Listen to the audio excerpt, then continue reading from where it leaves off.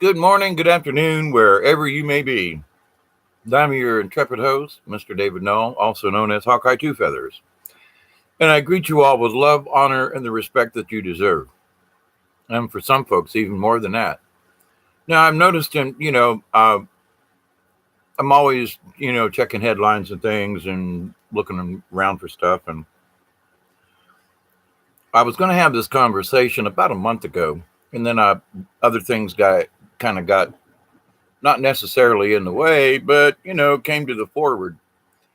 And as many of you may know, if you've watched any of my videos, I have discussed in some grisly detail, if you will, about my own bouts with depression, suicide, mental health issues, and so many things.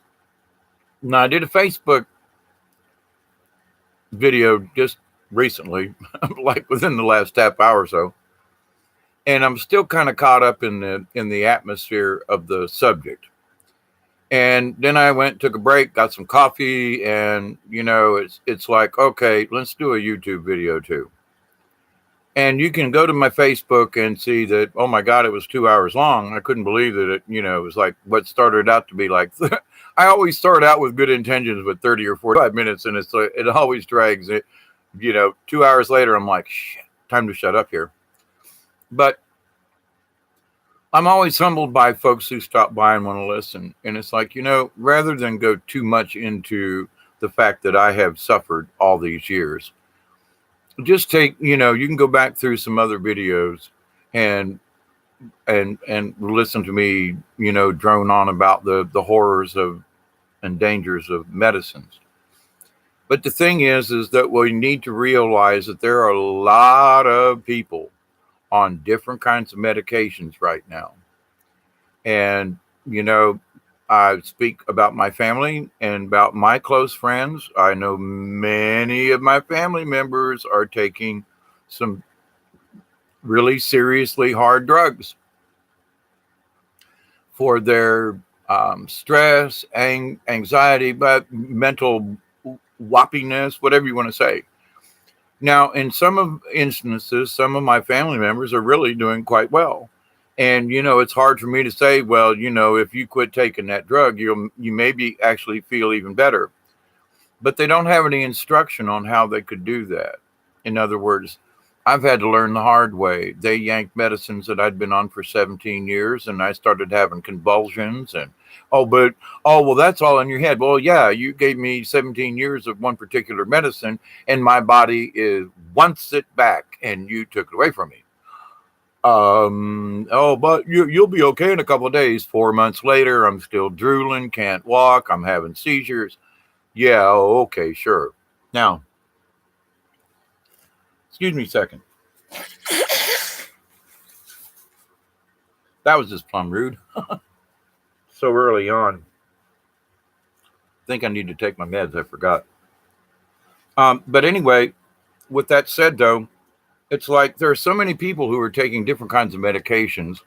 And, if any one of us can, look at the label and check in with the what the side effects are and all kinds of different things, And there are very few medications that don't have side effects that will increase what's already wrong with you. Now, on my Facebook, I discussed, I got a little bit more intimate in some of the things because I'm dealing with, sure enough, family and friends. And sometimes I have a tendency to be a little bit more intimate in certain details. I'm not really scared to talk about it here on YouTube. Not at all. It's just that there are more of you who are like complete strangers, or we've just met through this medium. And it's like, not that you don't deserve to hear all the nitty gritty dirt, but you haven't known me long enough to really understand what I went through for so many years and why certain things happen. So on my Facebook, which is just David Null, look for my ugly mug here. And I go into, some great detail about the different types of medicines and some of the particular traumas that in a lot of ways, well, no, wait, let me back that up. In some ways, I'm still dealing with.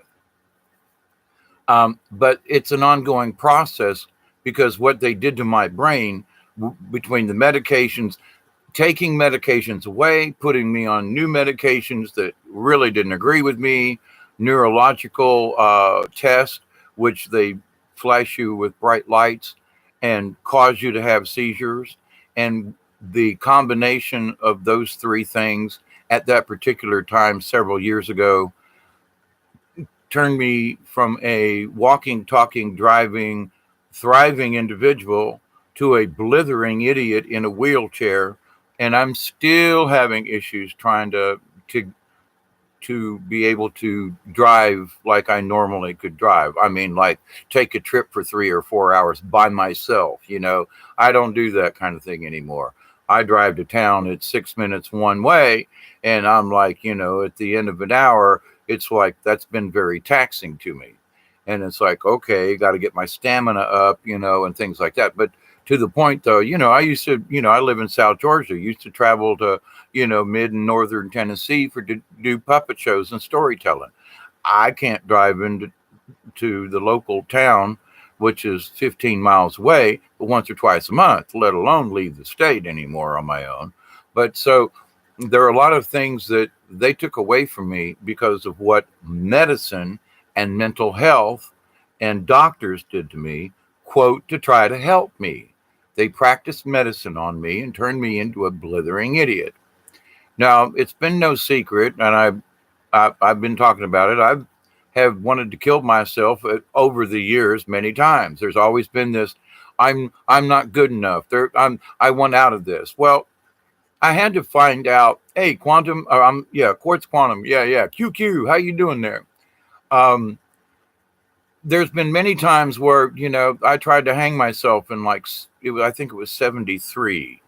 And I mean, hang myself, but I had went through the windshield of a truck 3 weeks before I tried to commit suicide. So there was a brain injury that was related to my suicide attempt. And over the years, I realized that some of the reasons why I wanted to commit suicide was sort of related to a severe head trauma, head concussion. See, the whole STARS thing, get knocked out, wake up an hour later and find out that several years ago, I just went out my back door over here. I got a big oak tree over the house and another one next to it. Well, there's a group of three of them actually. But anyway, I went outside to get some firewood. I walked outside the door, closed the door, and I heard this snap. Now, I've had my neck operated on, and there's a scar that's right there. And I've had 3 separate operations to replace the vertebrae in my neck.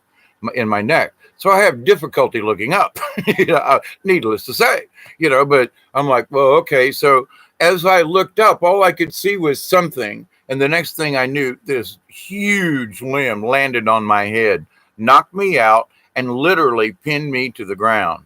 And it was at least 45 minutes, maybe an hour later, I wake up with my face in the mud, this tree limb on my head, a severe headache, nobody around to help me because I live by myself down here in the woods. And I'm like, oh, holy shit. Well, that rearranged my brain cavity. You just don't have, and I mean, that limb was huge. I couldn't move the limb on its own. I had to cut it up. And I'm fairly strong. But I mean, I could move it like a little, I had to cut it up before I could really move it. Turned it into firewood that winter, but it knocked the crap out of me. And people are like, well, that's just in your head. Well, yeah, I had a 400-pound limb come crashing out of about well, actually, it's about 20 feet up where that limb came from. And all the pressure and everything knocked me flat. Well, it took some time to what? And I was taking medicines at the time, and I was on other pain meds. I was going to mental health at the time. But the thing is that whack in the head changed all the other parameters because my brain got knocked against my skull again. Now, the reason I bring this up is because there are people who have had brain trauma, and I've realized in all my study and so forth that especially myself, why do I want to commit suicide? Well, I had a brain injury, and the inside of my brain got whacked. It's got smacked against the inside of my skull, and parts of that brain, if it isn't dead, it's been damaged. It's like you go out with a big sledgehammer and hit the dirt. You know, you're going to squash out some of the grass leaves and whatever. I know that's a really bad example, but I mean, but you can physically see what happens. Whoop, ooh, the grass is flattened right there where it got hit. Well, okay, that happens to the brain. But all these electrical impulses and everything that are going across and firing across neurons and stuff have now been disrupted physically. Well, you know, and taking all these other drugs for my stress related and all the other mental health issues that I've had over the years. But I want to stick with this brain injury thing. I've realized over the years, because I have researched other brain injuries with other people in neurology, I have had the opportunity to speak with other people like myself. We sit down, have a cup of coffee, and 3 hours later, we're so good. You mean you have those kind of things too? More coffee, please. And, you know, and you find out that, oh my God, all these similar things are happening to people because of traumatic brain TBI, traumatic brain injury, or what these doctors are trying to cure us of, which actually what we need is a little space and time. When sometimes we need sleep. When they say, oh, don't let them go to sleep, actually that's what we need. And I've studied there was a lady, I think she was in California, a neurologist, who had a serious car accident and had her own traumatic brain injury. And so all of her colleagues tried to tell her what to do. Well, you know, we're your colleagues and, you know, you're supposed to follow the protocol. Well, after she, being a licensed doctor in neurology, said, no, that's not what patients need. I need sleep. You're telling me you want me to stay awake, and my urge is, even though I'm a doctor and I studied this, and we all agreed on this before I had my accident, now I'm telling you guys, no, this is wrong. I need sleep. If you try to keep me awake and you're trying to like make me be normal, I just had such they call it, I just had a traumatic brain injury. And you want me to act normal? You're not in my head right now. You have no idea what's going on. So there are people on the outside who've never experienced this kind of thing, making judgments for those of us who have had these experiences. And it took this brain doctor and this neurologist to have her own TBI to realize the system sucks. And everything she was doing to her patients, she realized that 90% of what she was prescribing to her own patients was false, fraudulent, and really detrimental to her patients' healing. How about that shit? Now, I say that like this because there are people who've gotten bunked in the head who've never really went to a doctor, but their brain has been damaged. It's gotten knocked, whatever's happened, some of those neurons, and they're delicate, you know, on a good day. I mean, okay, so take a rubber hammer to the inside of your computer a time or two and see if it keeps working. I'm just going to say probably is going to have some glitches in it. Is there, you know, okay, because they're intricate machines. Well, the brain is too. And so in the different sections, though, and so I say this because there are people, for all of the above reasons, they have trauma. Now, physical trauma is one thing, and then now this next quote level is what about mental trauma? Well, mental trauma can cause the electricity in the brain to misfire across neurons. And if you misfire enough times, it will literally forget the path it used to go to and will seek this new path.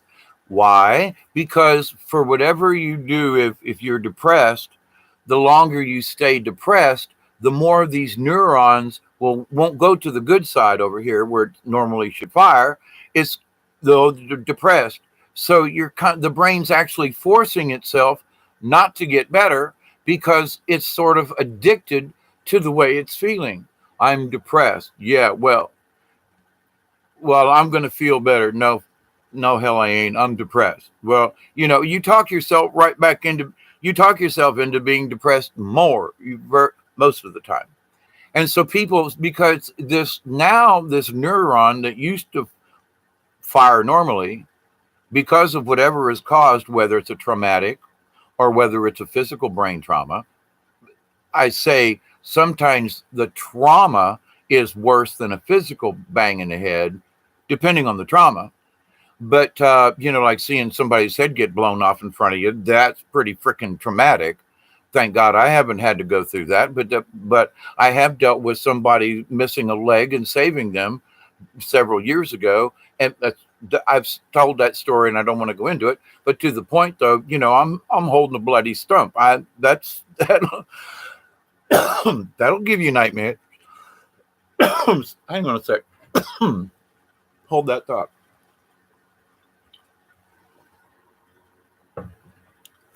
So there is trauma-based, and then there is the physical, but they both deal with basically the same thing.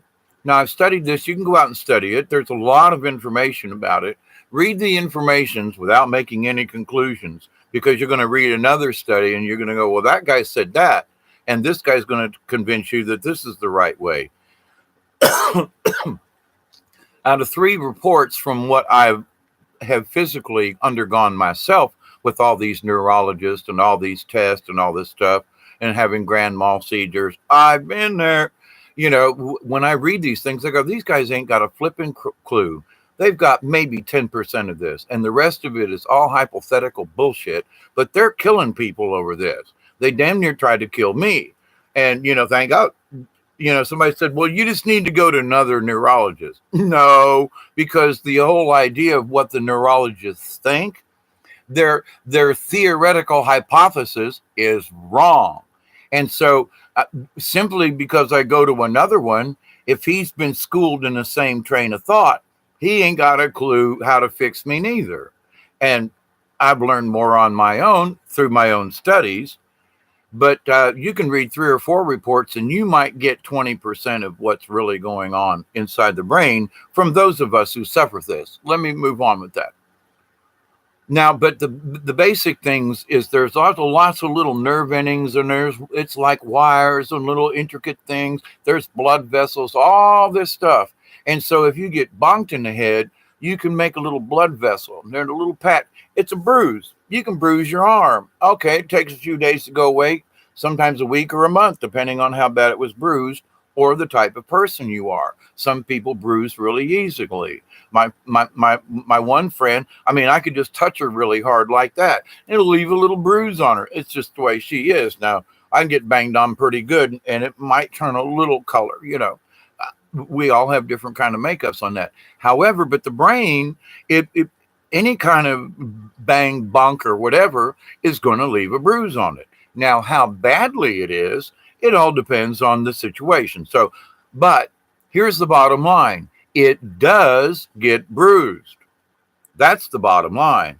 Well, you didn't see stars. You didn't get hard enough. If you got whacked up in the side of the head, I've, stood up on, trying to load the back of somebody's car and realized the trunk is real low and hit my head on it and knocked me flat.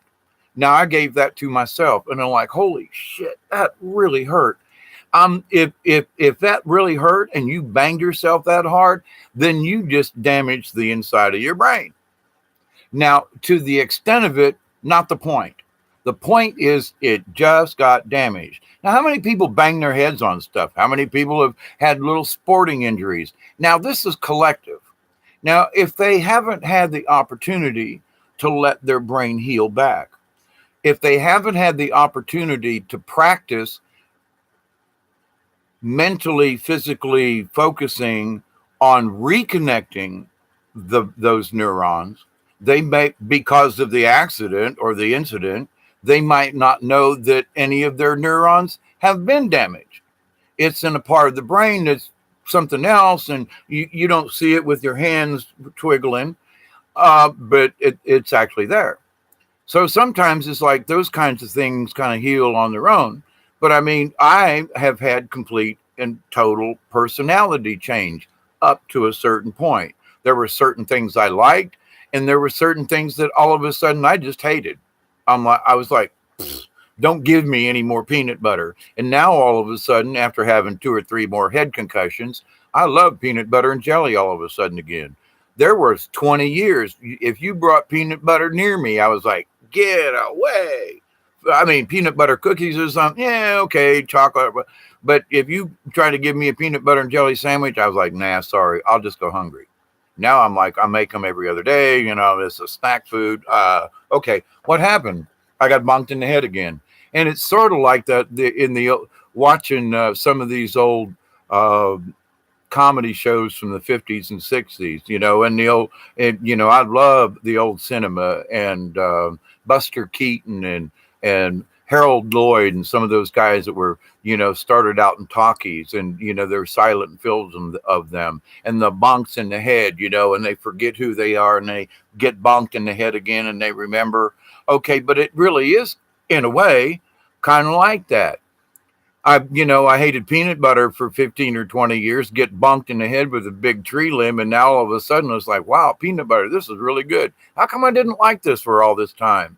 The neurons got rearranged again. Some pathways got rerouted, or maybe they got put back to normal to where peanut butter is okay to me now. It changed my taste buds. There are other things that is like, I don't really like them anymore, you know. Sorry, but man, it was like, man, you know, like a cheeseburger or something. I don't know. I don't care. You know, it's like, well, once every 3 months, okay. And like I'd be craving a cheeseburger like, you know, once a week, you know, woo, double cheese.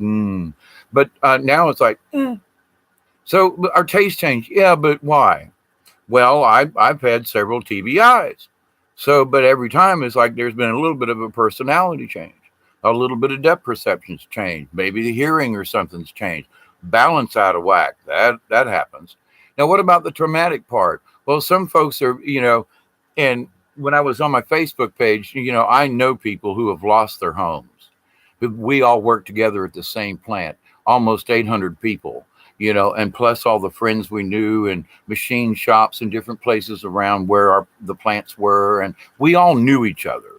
And now, I would say about half of those people lost their homes. Of the 800, almost 800 people, 400 of those lost their homes that they had been in for years. Now they're renting. Some of them lost their lives, their wives. They obviously lost their some of their retirement pension and all these other things. I couldn't find another job because there weren't any other engineering jobs around, especially in the category. Some of them moved out of state. Some of them moved to different places and still lost everything. And it's like, how can you not be depressed about that? You had a prestigious job making $90,000 a year, maybe a little more.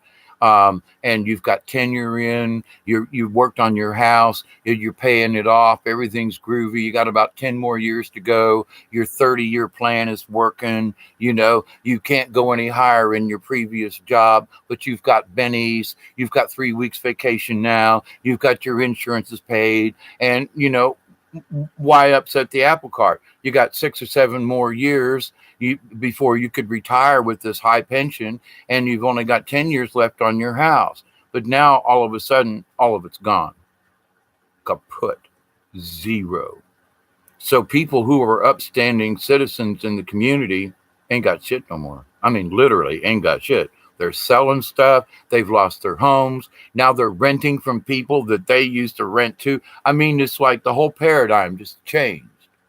And so with that, people have lost their dignity. They've lost their own self-respect. They're pissed off and they're depressed because it used to be that if you lost your job, even if you had to move to another state, there was another job. But when this happened back in 2003, 4, 5, 6, well, it's getting better now. But back then it was, everything was going south or going north. And the company I worked for, I went to Canada several times, and it didn't necessarily gain our business, but it kind of swiped some. There was enough for both of us. But when our company went across the border to Mexico, and all of us down here in South Georgia, we lost our jobs. A lot of people got very depressed. And so did I. I was like, man, 4 more years and I would have been really set up here. And nope, that yanked the rug out of me too. I was one of the first ones. Well, that's not true. I was one of the first of the heavy duty layoffs. They'd been kind of dropping folks along, but then we got this new plant manager, and who was the closer, and he closed the plant within 2 years. And I was the first one in that lineup to go from the engineering staff. So, but anyway, I know firsthand about this. So, but to the point, yeah, I went through a severe depression then too. I thought I had it whooped until they took everything I knew, owned, and turned me into a vagabond, begging on the street. And literally, I mean, no food, no job, no nothing. Can't get my disability. It took me 6 years to get my disability. When a friend of mine just recently got his disability, it only took him 2 years. Took me 6. And I went through hell during those 6 years, eating out of garbage cans, taking handouts on the street, going without lights, food, water, stuff. I mean, now I'm glad this person only took him 2 years. That's not my point. There were those of us who they put through the mill. There ain't no 2-year stuff here. Even when I still have stacks of medical stuff over the years about, my incidents and everything. And it's like, it still took them 6 years. Bad judicial system, bad Social Security system. But to my point is, though, where I had licked my depression because I had a good job, I was respected, I respected other people. We were all, the things that, the reason they hired me, we were fixing, working together as a plant. Our production was up. That's why they sold us. And then they realized when they moved it to Nogales, Mexico, the Mexicans couldn't learn what we did because it took us several years to build this relationship between the team members. And this guy from Pakistan who became the plant manager sold us all down the river. And then the Mexicans are sitting down there, well, it's really easy to do. No, it ain't. We had a plan. We worked together inside the plant. And it was my job to help do that. That's why they hired me. And we had become efficient to the point where we were one of the few plants that actually were in the black. We were making profits for 3 other plants who couldn't even make it break even. They were in the red so bad. So we were supporting some of the other plants within the overall company. Now, I state this because all of these people who got displaced lost everything they had. They'd worked for the company for 20 years, 15 years, and they were willing to work for another 20, and then they got sold out. And so then they got depressed. The houses got nobody else to buy the house. They couldn't trade. Everything changed. And the depression grew. And I mean the depression up here in the head. And the depression in the American society grew. And there are a lot of people like right near where I am. When I go into town, one particular way, I go right through this little town called Riverside. And Riverside is owned by the Vereenes of Moultrie and around here. And they're the ones that all around the world, they started a business of making uniform pants, shirts, jackets, anything uniform that was made at Riverside. They had the Riverside logo on until they went to all the other countries. And now Riverside is closed down. 440,000 square feet of building space sitting idle. When it used to, quite literally, it was its own community. Riverside is its own municipality. So nobody could move in. The county or the city of Moultrie can't mess with them because they are this subgroup called Riverside. It's on the map. And they are on the map. But now there's nothing but empty buildings. and nobody works there anymore. And all the people that used to work for Riverside for 20, 30 years, all the people who designed the clothes, who cut the patterns, all the seamstress, all the sewers, all the people who worked on the sewing machines and all the machines, gone overseas, Mexico, Venezuela, not here in America. Now I drive by that plant. There used to be people in and out all the time. It ran 24/7 almost. Sometimes they would have weekends off, but there was always two or three. There was always two shifts, and I think a lot of times three. And it's like, well, they're gone. Nobody works there now. So this area down here, when I say that things have changed, oh my God, things have changed. Now the only business around here is killing chickens. You either raise and kill chickens or there isn't a job. Unless you work at a store or, or Wally Mart or something like that. It's either this or that. There are no machine jobs. There are no that type of, there, unless you want to work in the chicken factory and work on the, on the line for how they pull the chickens through and murder them and defrock them and all that. Okay. But to the point, though, that's why there's an influx of Mexicans, because the Mexicans will do it. I can't work there. I just couldn't, not around all the blood and guts and stuff. And the size of this plant is bigger than downtown Moultrie. It's huge. Got its own water tower, got its own, I think it probably got its own power supply. At least it's got its own terminal thingy, because this plant is absolutely huge.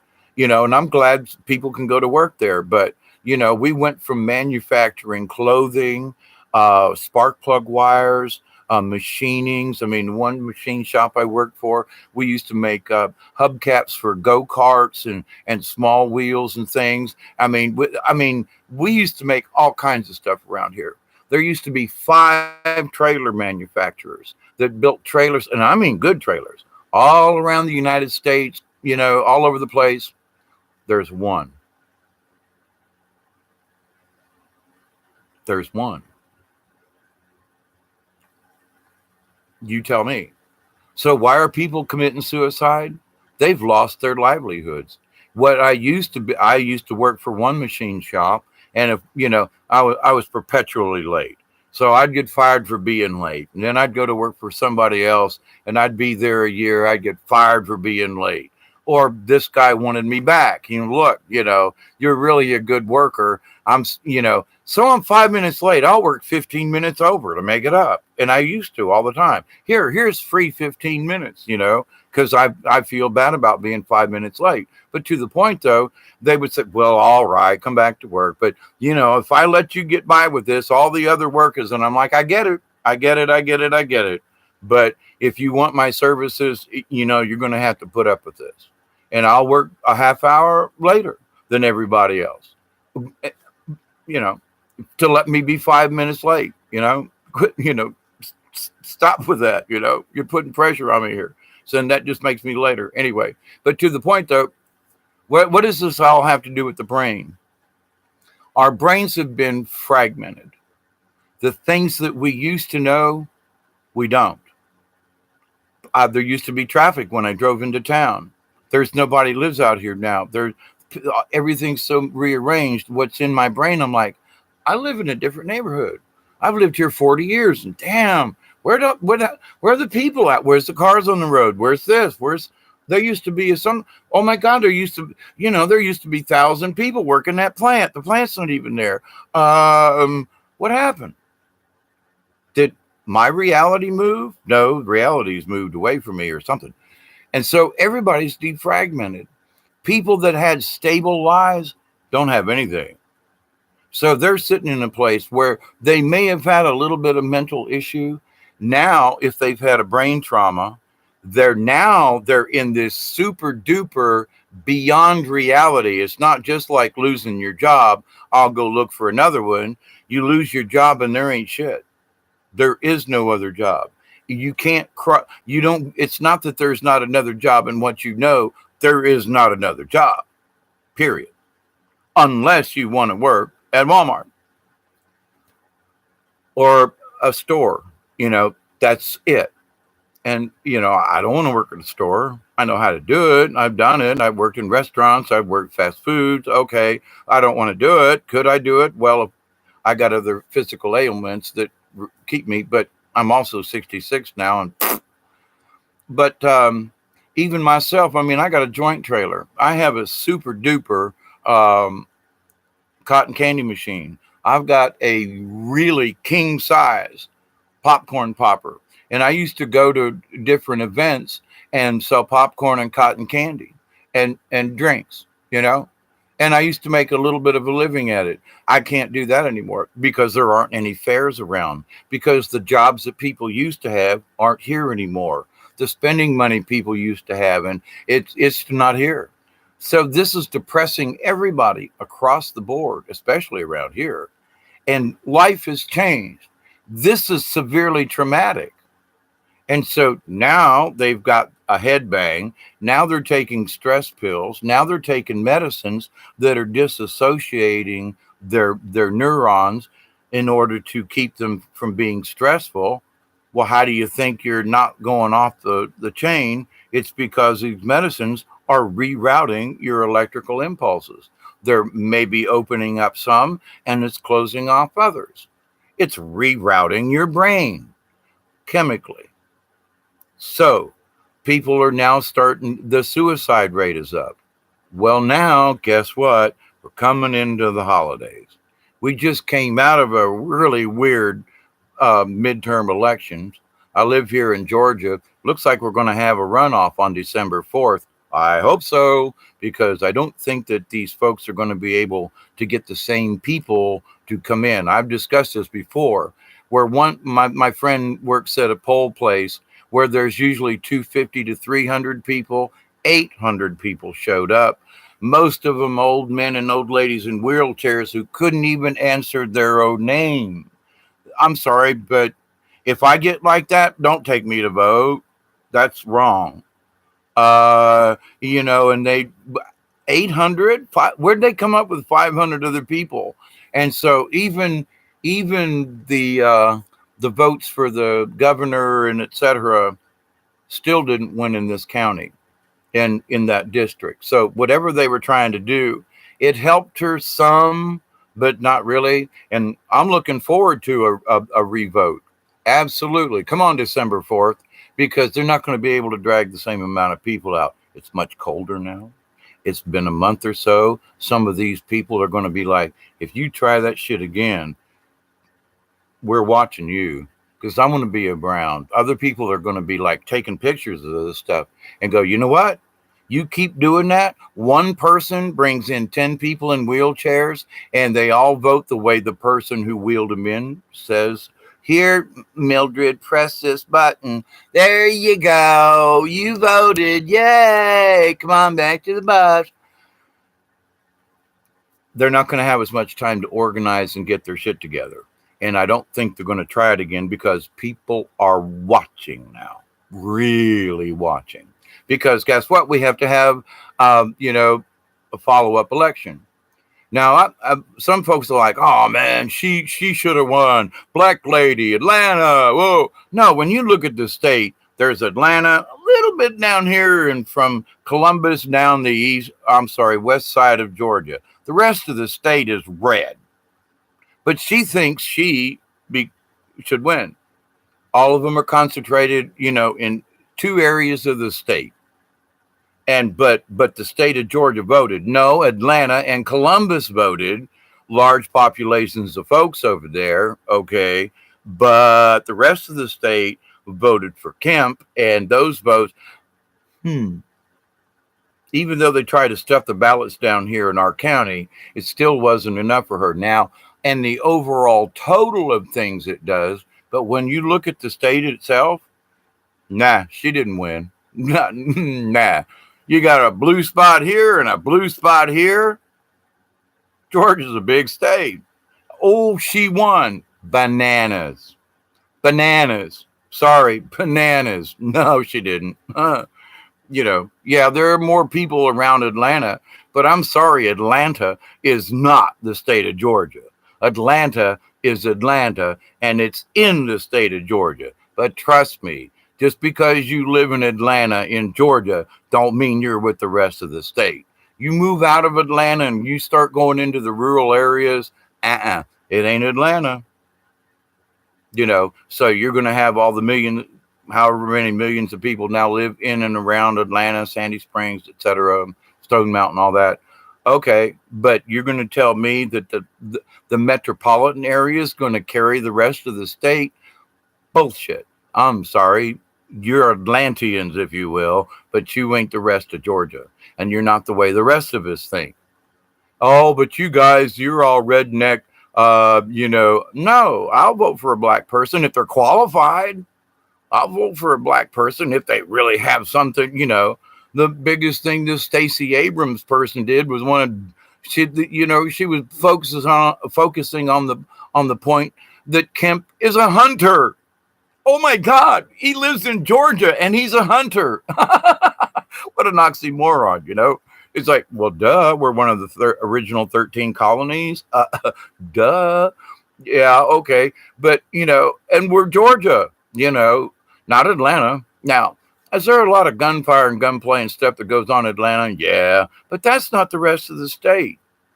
We have a shooting here or there down here in the South, but, it's once in a while. It's usually kind of sort of drug related and/or / family related. Should it have happened? No. But these people would have got a gun, whether it got sold to them or not. And sometimes the people who do the shooting, it wasn't their gun. They got it either illegally, borrowed it, or somebody sold it to them under the table somewhere. Somebody needed money. Hey, I got a pistol, here's $50. And that, we know this kind of stuff happens all the time. But the thing is that what makes them crazy to do it? That's the brain trauma. That's the trauma of all these changes. It's the trauma every one of us face every day. What the hell is tomorrow going to be? Well, I don't know.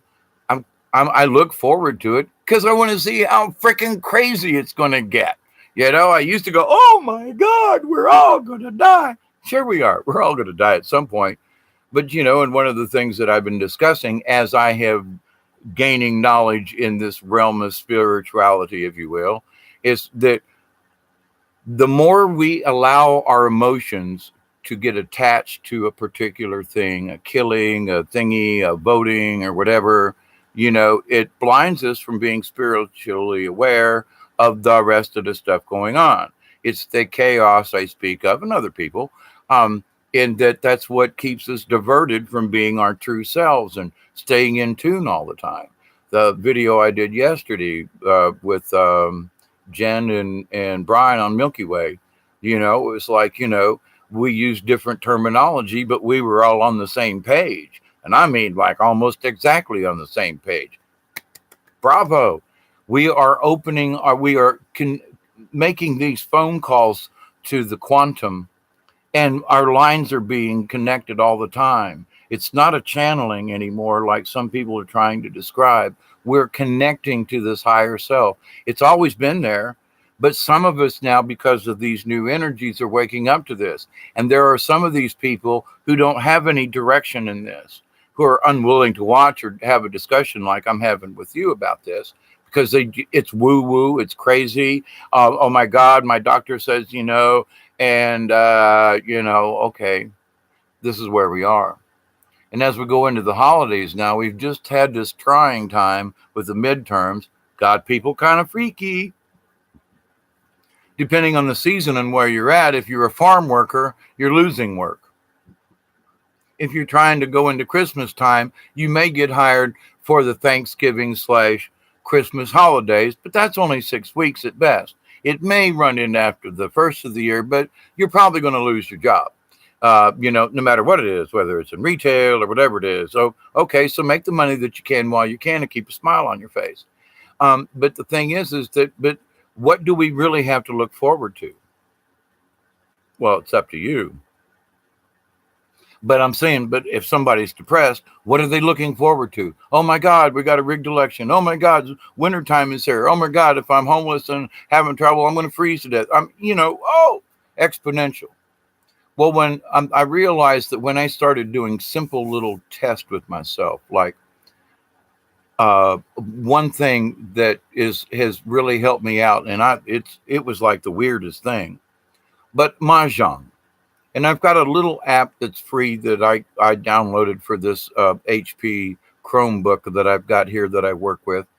And I got this like dream message, Hawkeye, in order to help get your brain stimulated enough, you need to do this Mahjong thing, and you need to time yourself. You need to have, don't, it's not a stress issue. Just see how fast you can play the game. It's not whether or not you get the tiles right, it's how fast can you complete it. And I was like, okay, sounds like fun to me. So there are times when I'll play this thing for like an hour, and it's like replay, replay, replay, different tiles, different pattern. Okay, pick out the numbers. How fast can I do it? And I've been consistent with some of these really complex mahjong tile setups, 3 minutes. And it's like, what? And I can remember before it would have taken me 5-10 minutes at earliest. And I'm doing like under 3 minutes, like consistently. Now, what did this do? All of a sudden, it started to open some of these doors that all the chemicals closed in my brain. It started me stimulating some of the neurons that had gotten fried. And I realized that now I've got better dexterity in my fingers. Some of the arthritis has gone out of my knuckles.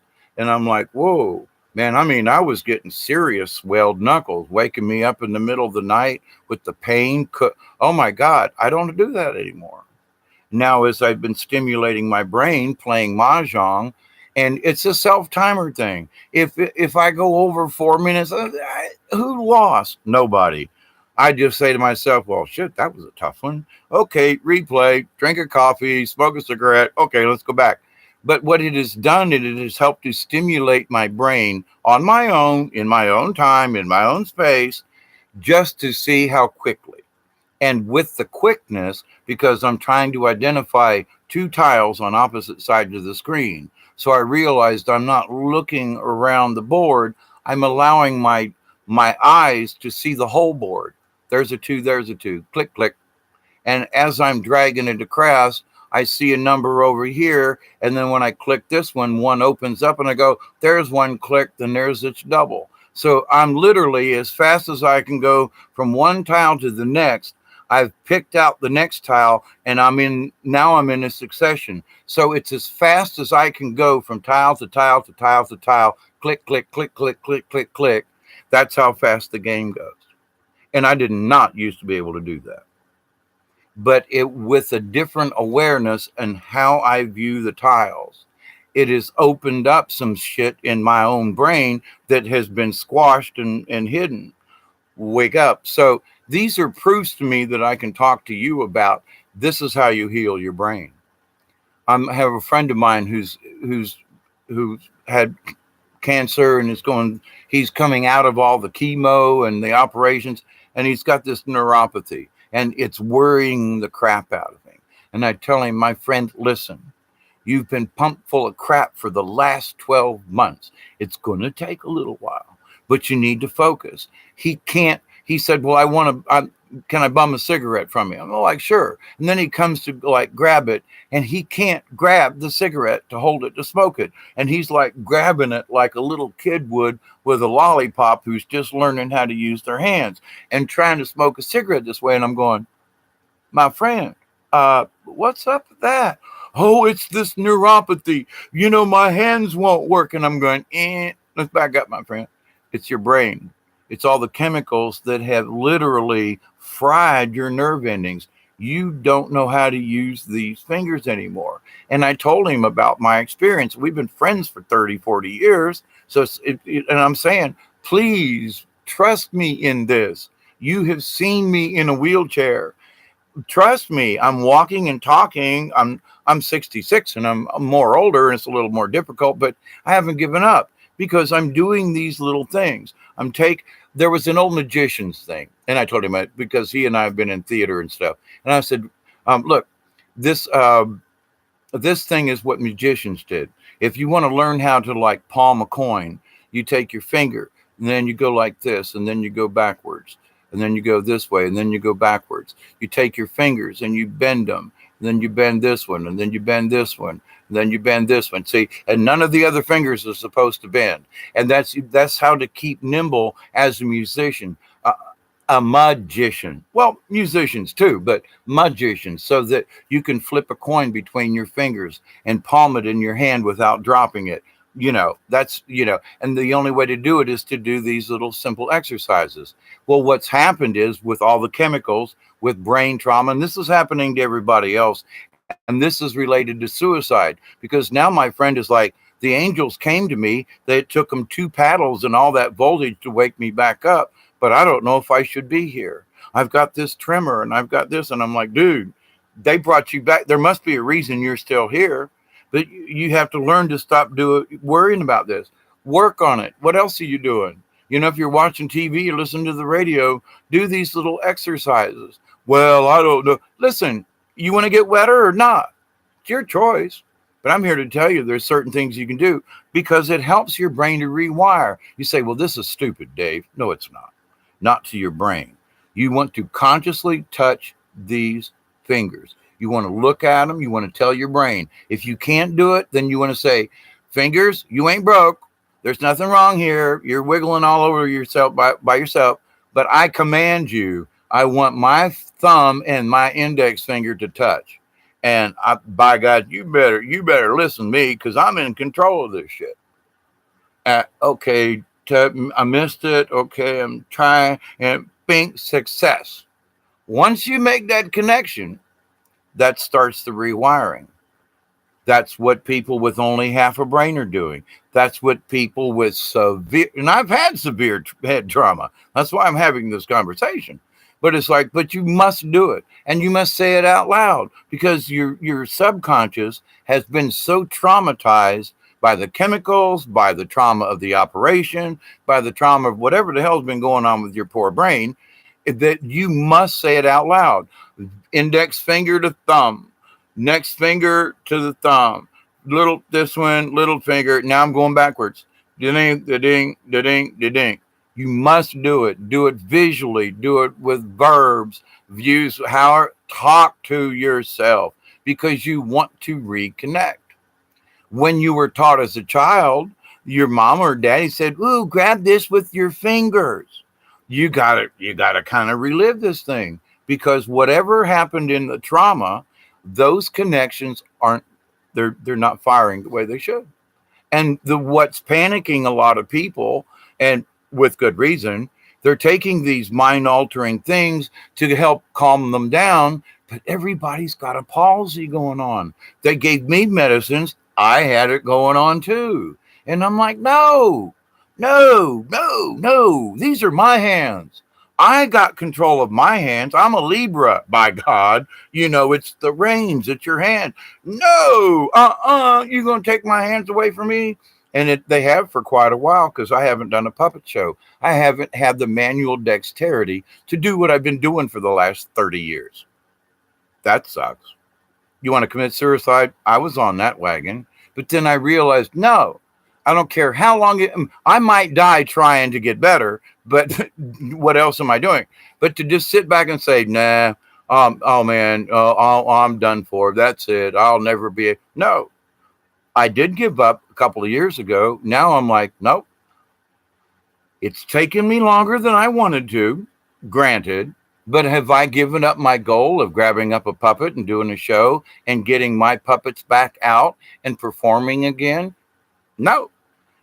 I was hoping I would already be there by now, like right now, but it's like, okay, haven't lost the thought, haven't lost the desire, but they're right at the moment. I'm still trying to reteach my brain what I used to be, the artistic side, be it manual dexterity, being able to stand up for more than 5 minutes with a puppet in each hand.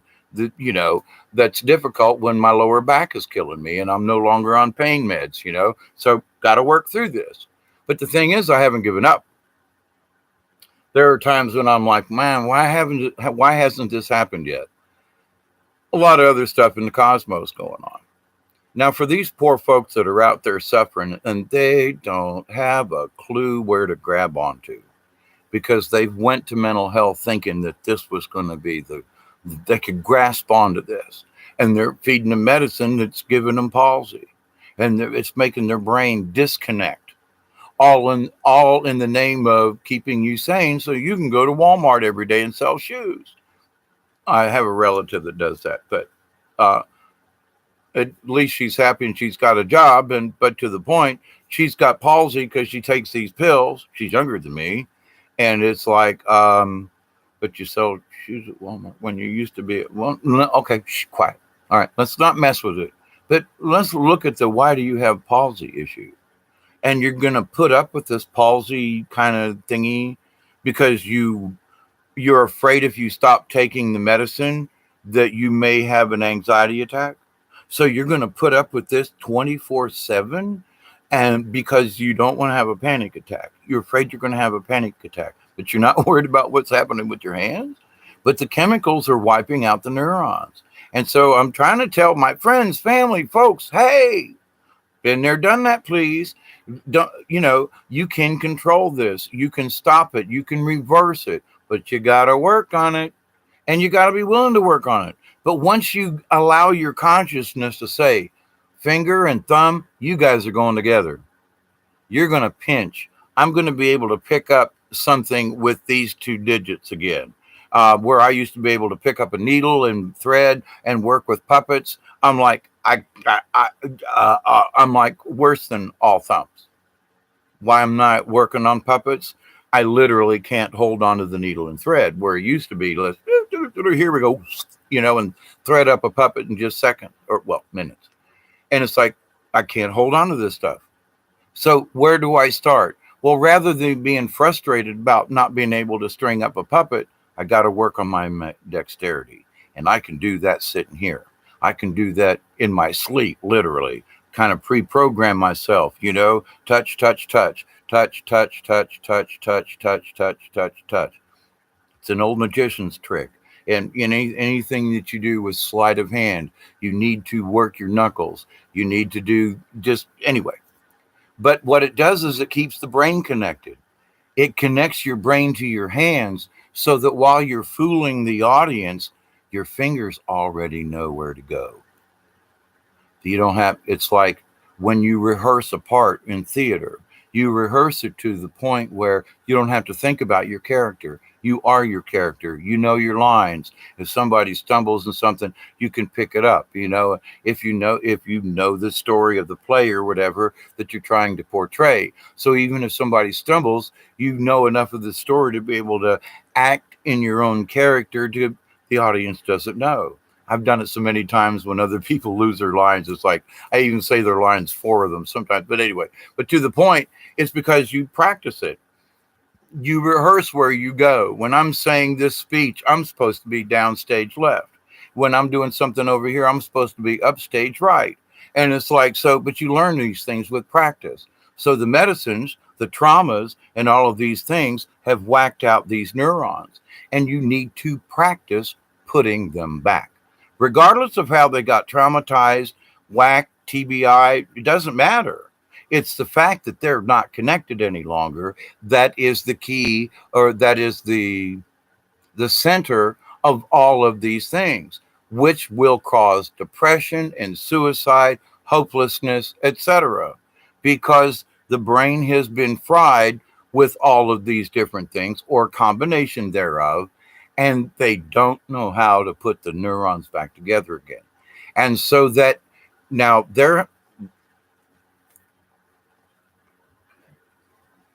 drink. It says there are 6 of you here. Blessings to you folks. I can't read over here because I'll get off topic. Thank you. I love you all. I really do. There's something else. Now, I spoke on when I was on my Facebook before I started the YouTube one here. I realized there were a couple of times in my lifetime where I literally felt like there was a demon in possession of me. Now, to the point, I had done some things, practicing, learning how to uh, shadow walk, if you will, a lot of drugs at times, some severe head traumas, and not understanding what was really going on.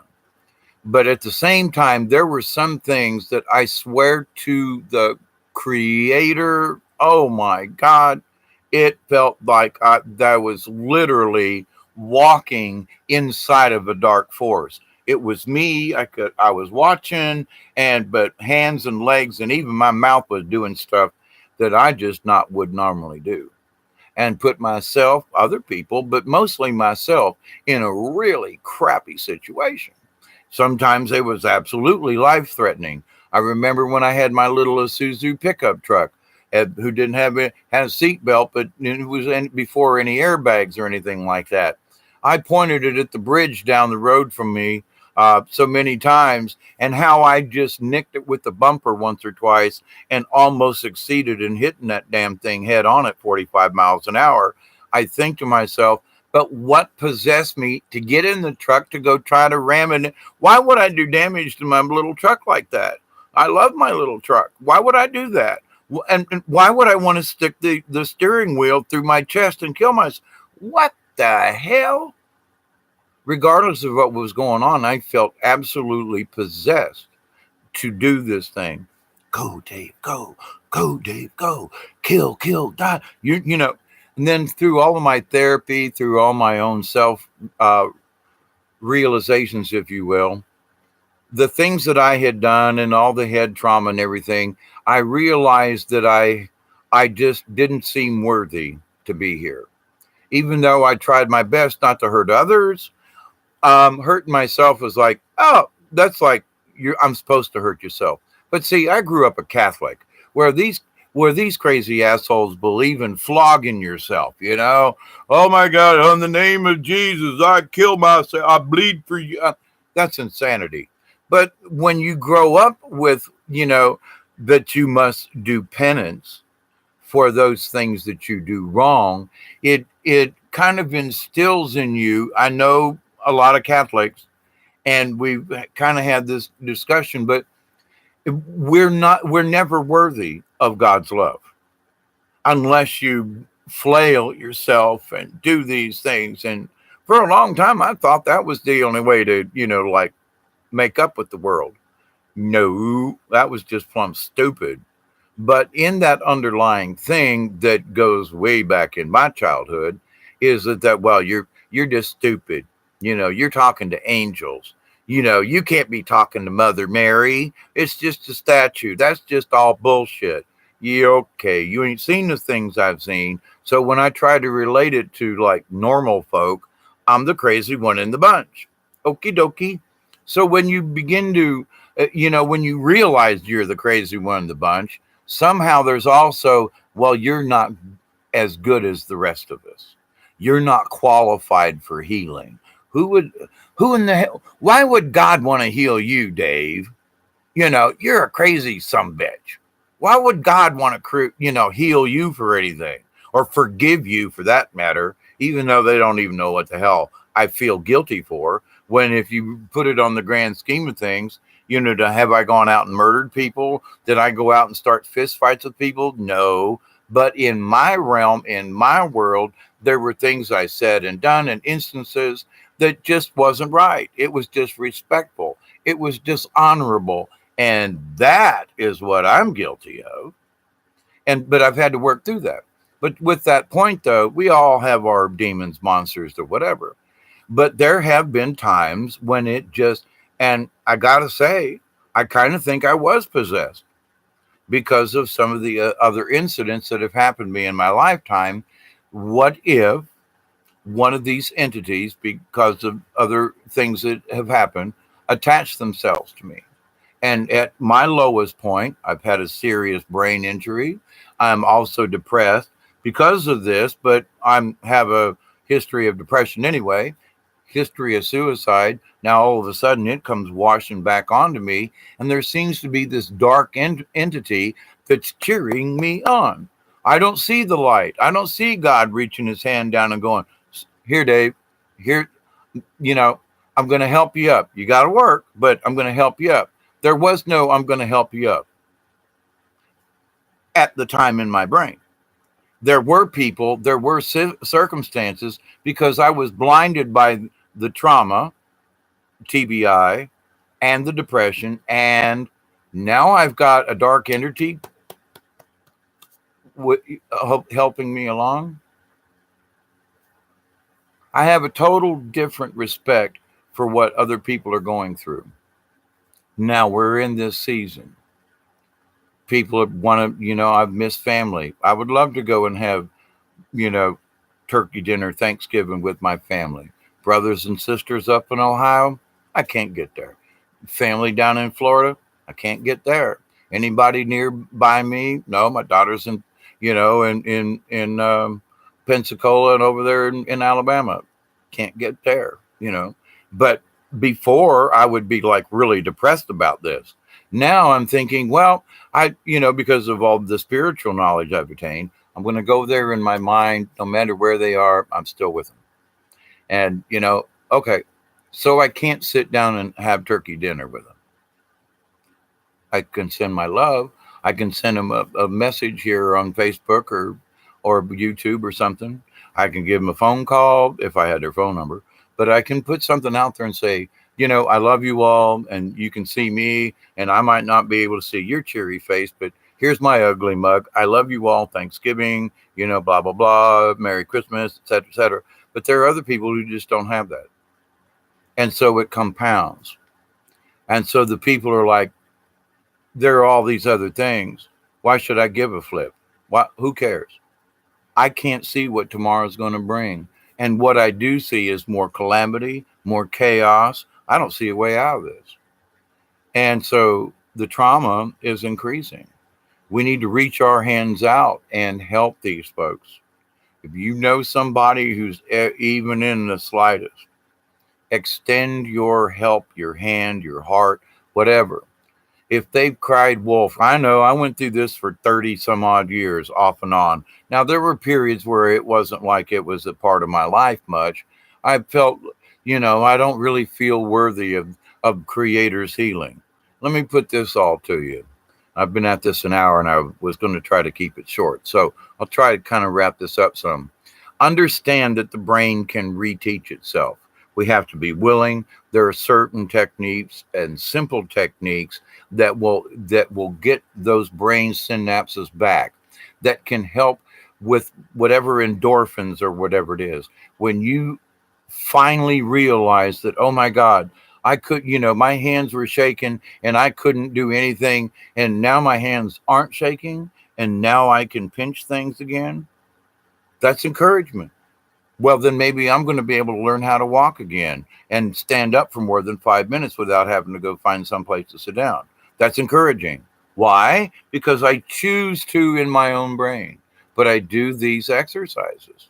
You got to. You want to reconnect your fingers together? Then work on it. Work on picking stuff up. And if your hands get tired and you get feeble-minded, don't worry about it. But keep at it. 2 hours later, you're sitting around and you're sitting there going like this, then tell your hands, stop doing that. I don't give you permission to do that, because the chemicals are blocking the things. So, but when you consciously say, okay, hands, stop shaking. And I've done this because when I went through the withdrawal of all those 17 years of certain meds, I had to tell my hands, no, you're mine. You're out of control, and you don't have my permission to do that.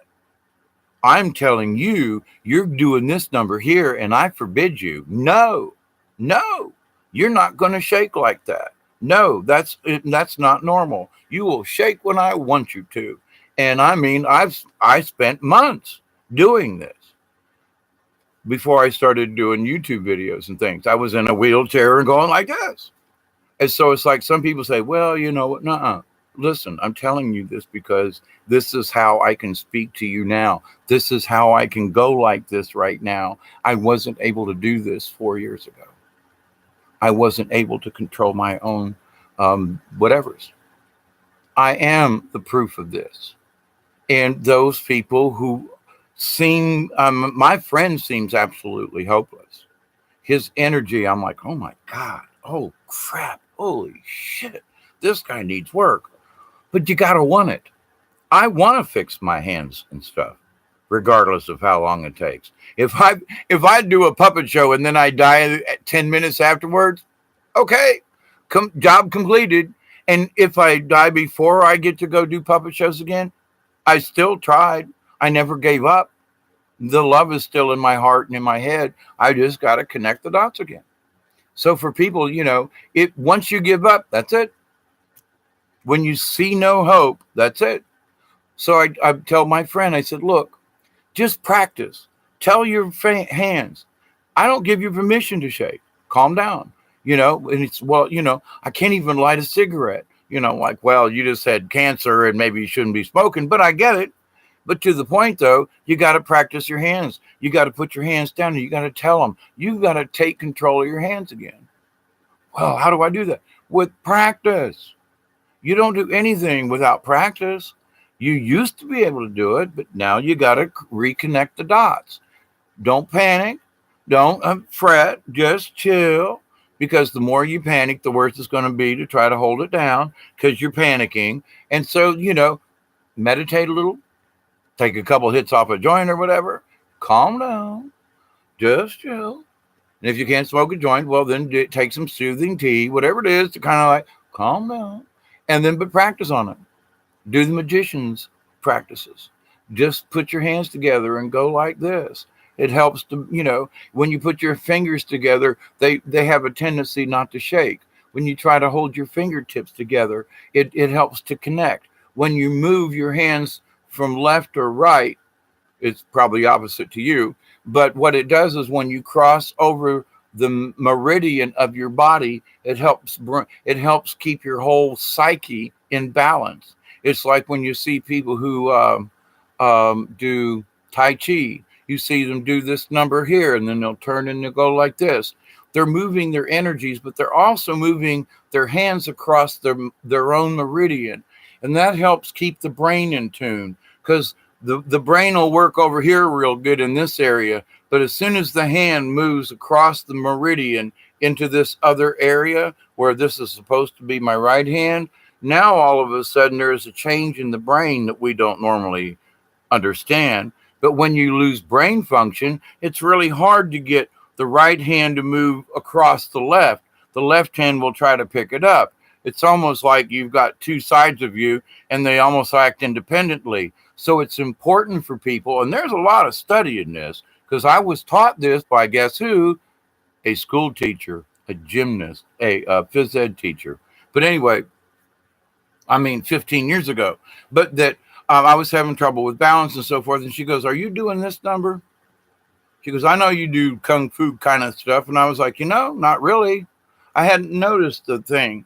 And she was like, and she explained this to me. And then I did some study. So when you cross the meridian with your hands and your legs and your feet, it does something inside the brain, but it is very important. So you can just sit there and be watching TV and just do this number here. And it's a really low impact, but your brain is working. And it's very, it's very subtle, but these things actually work because I'm having this conversation with you right now. Otherwise, I'd be a blithering idiot and still be in a wheelchair. I'd probably be dead by now because I was in such a state that they had pretty much given up on me. And I'm like, sorry, but I ain't gave up on me. And then then the big realization was that I realized that now this was an angel message. Why would Creator create me and then just allow me to just die, pass away, or whittle? If I ask Creator for healing, why am I asking? Well, because I don't want to die? Well, no. Okay, Hawkeye. What's the real reason? Be honest. This is a spirit message.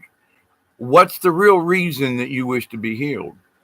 Or that, I want to get better. But, do I want to run a marathon? That's not what I'm after. Okay, Hawkeye. What is your true reason that you would like Creator to help heal you? And my answer was quite humbly, and still is, how can I help someone else if I can't, if I'm not well enough? If I'm too sick and if I'm too paralyzed and how can I help anyone else?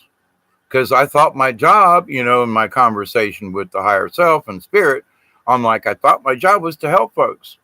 How can I help folks if I'm so sick and I can't even talk? And the answer was, Creator's always willing to help out his creations. You feel, meaning me, Hawkeye, I felt I wasn't worthy enough to be healed. Going way back and all these things, head trauma, whatever it was, I pray for other people and believe they can be healed, but I didn't believe that I could be healed by the same energy, by the same prayer. I'm not good enough for Creator to heal me, but Creator, instead of healing me, heal that person over there, please. I've said that a bunch of times. I catch myself still doing that. But the thing is that I got to leave that out. Please help heal that person over there. They've requested it. They want to get better. There's a pretty good reason why that person being healed was a good thing. They're a good person, There are other people like, well, I'll send you my prayers. And like, maybe that crackpot ought to die. Can't even do that, Can't go there. Can't go there. But the thing is I didn't realize in my own learnings and teachings that I wasn't qualified to be healed under any circumstances. Nope. I'm good, God. If you're gonna take somebody, take me. Let that person live. Let me take the bullet. And I've said that a lot. And it's like, but then the angel asked me, well, but if you're supposed to help other people, how can you help other people if you're dead? Well, then that kind of defeats my mission, doesn't it? Well, yeah, Hawkeye, that does defeat your message, the reason for you being here. So why aren't you asking Creator to heal you, brother? And I just simply looked at the angel and went, because I'm not worthy? And the angel looked at me and said, Hawkeye, if you weren't worthy, then why did Creator put you here in the first place? If you're not worthy. Because of the stuff I've done? Well, Hawkeye, haven't you went through the process? Haven't you asked for forgiveness? Haven't you, done as much as you could? Yes. Well, then why aren't you worthy? Because other people are more worthy than me? Angel says, no, Hawkeye. We're all worthy of the healing. But you're choosing, the angel's talking to me now, but you're choosing, Hawkeye, you're not qualified to be healed. You're not good enough to be healed. Let this other person be healed. But you're just as important as the other person. If you go, who's going to pray for them?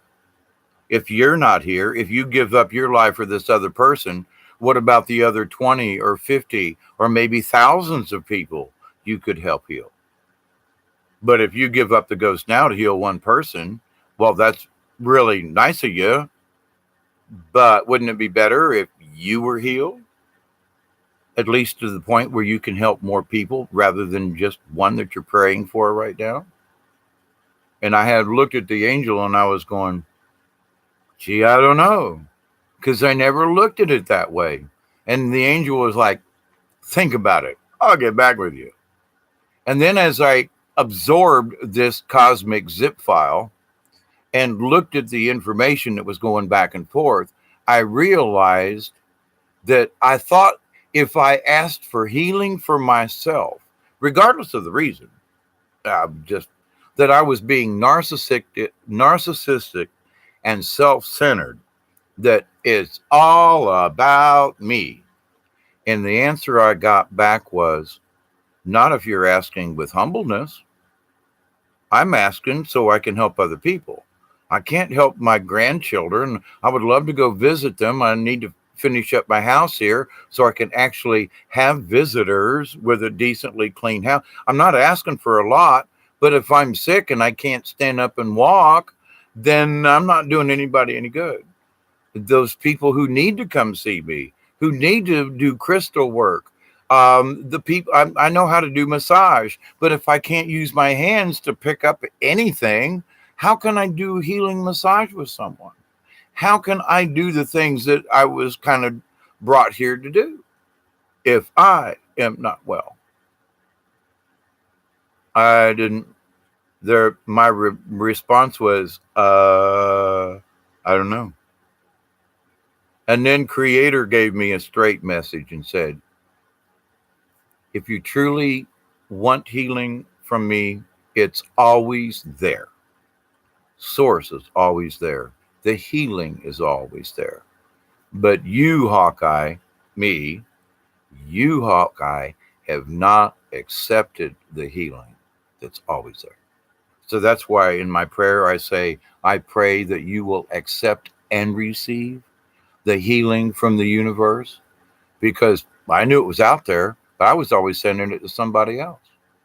But how can I be any good to anybody, including myself, if I don't accept and receive the same healing energies that's available to each one of us?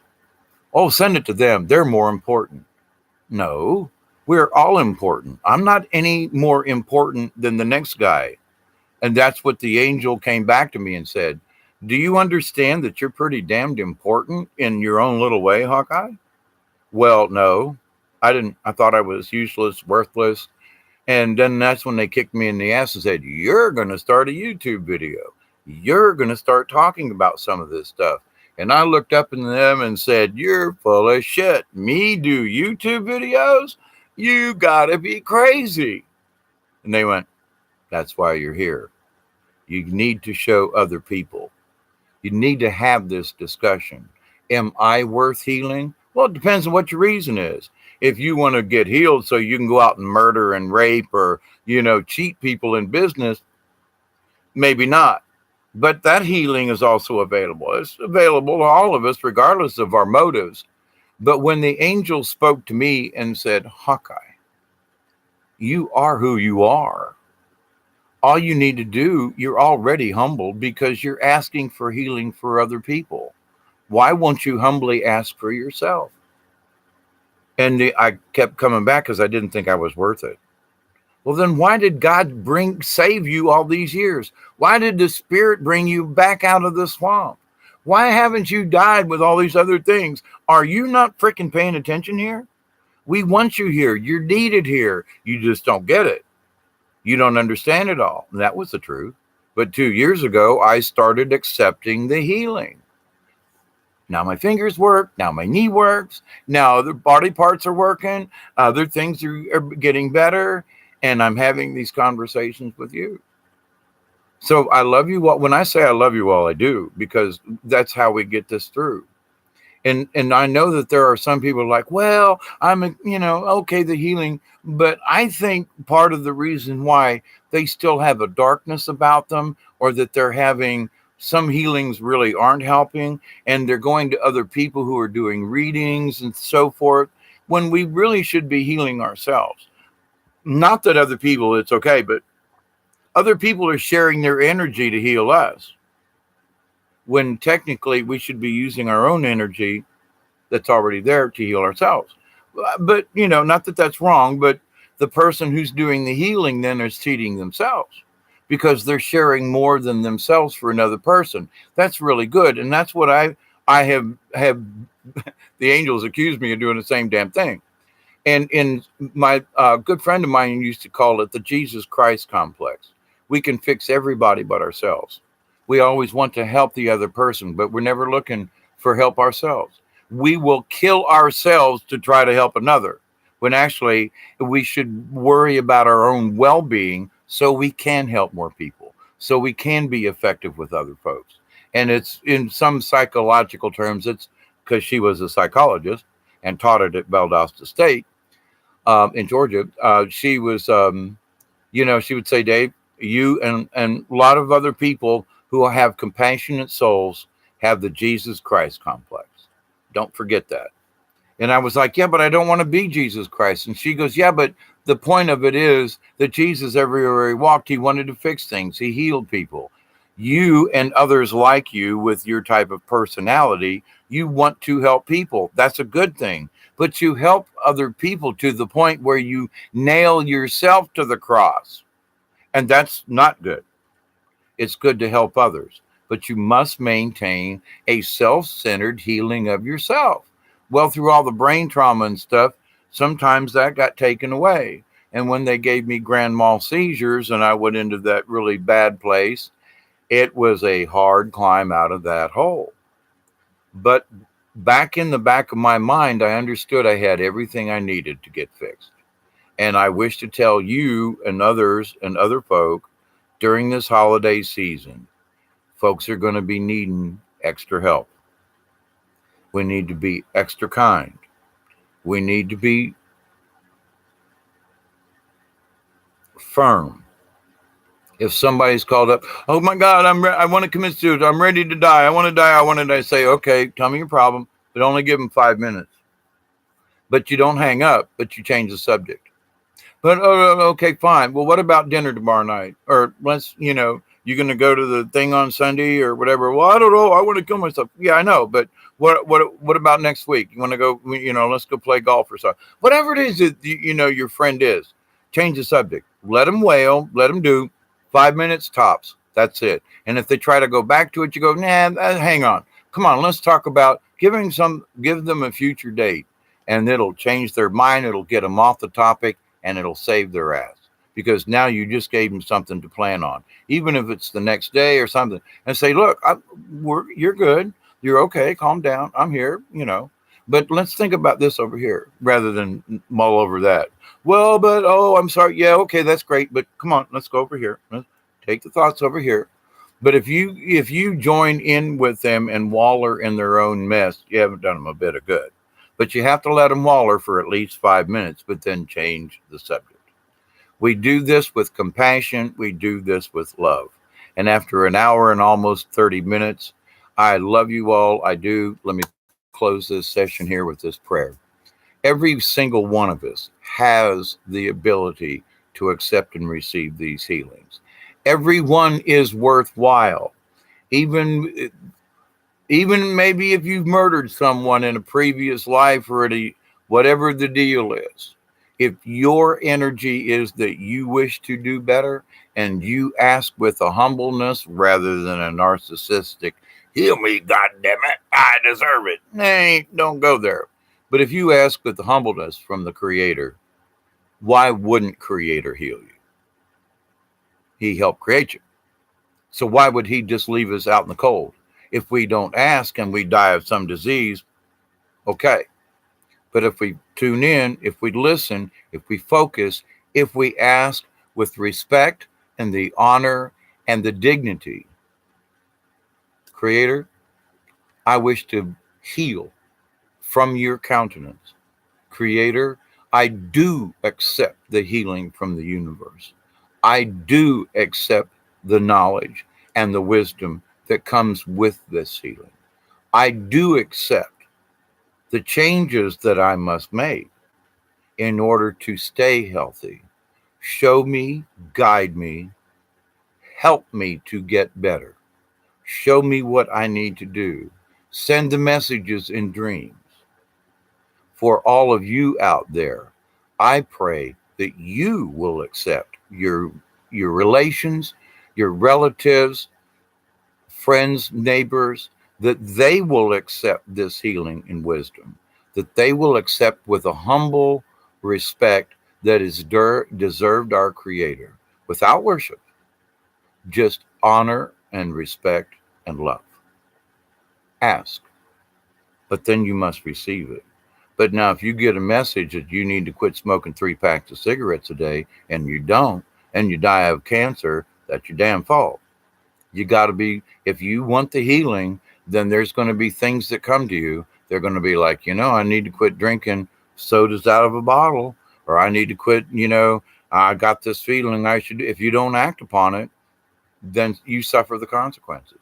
So a part of some of these things from the healing has been this information. I need to change certain habits that I have had for a long time. But when I change these habits, like drinking out of plastic bottles and blah, blah, blah, you'll get better. Here I am having this conversation with you, and I'm still getting better. I'm getting older, but I'm getting better. I've got more motion now. Okay, I'm repeating myself, but to the point, this really shouldn't be happening. I mean, I should be getting older, but I choose not to. It's your choice. It's our choice. But the healing's there. The source is always there.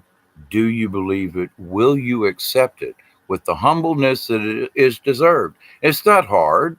You just don't do it with I deserve this. Give it to me. No. Say, please. I know it's there. Please help me. That's all. That's the humbleness. Please. And thank all of you. Quartz, always lovely.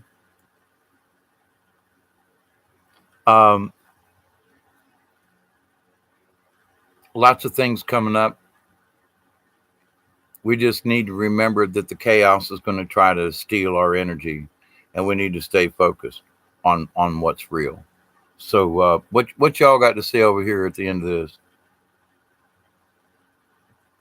Oh, peace out. There was a woman in the UK who was unconscious for some reason, and when she came around, she could only speak Chinese. Patrick, hi, how are you? If you're still here. Understood. There were things that, I mean, after this last bout, I forgot how to do puppets. I've lost all the voices and of the stories. It all got wiped out. And it was all because they put me into a grand mal seizure for a while, and I couldn't get out of it due to the meds and so forth. And it's like, in that respect, she could only speak in Chinese. Now I used to speak in puppets, and I can't speak it anymore. I've lost the language versus gained another one or something. But anyway, but to the point, the mind is a strange thing, but it's a wonderful thing. And when we understand it's ours and we take control of our brains, especially over our own bodily functions, I'm still working on the peeing in the middle of the night deal, but a lot of that has to do with the vitamins that I take. But to the point, though, when you look for the answers, ask for the answers for the healing, you'll see certain things that'll just pop in. You got to pay attention. You got to pay attention. I need to change this behavior in myself. I need to take more baking soda to change my acidity in my body, whatever it is. Pay attention and then do it. Follow through on it. And then you'll see, oh my God, I got my hands back. The results can be phenomenal. I know I continue to be astounded by the fact that after 50 years of having a bad left knee due to a severe football injury, I can now squat. It's been 50 years since I've been able to do that, literally. And now I have the ability back. What the hell? Just say it. So I love you. And it's true. It's this knee right here, but anyway, I mean, it's bent more now than I used to be able to do so. But to the point, though, I say peace out to you all. Remember your prayers. Remember, there's cosmic hugs all around for everybody. So until next time, be sweet, be kind. Oh boy, it's Monday. Talk to you later. Talk to you soon. Bye.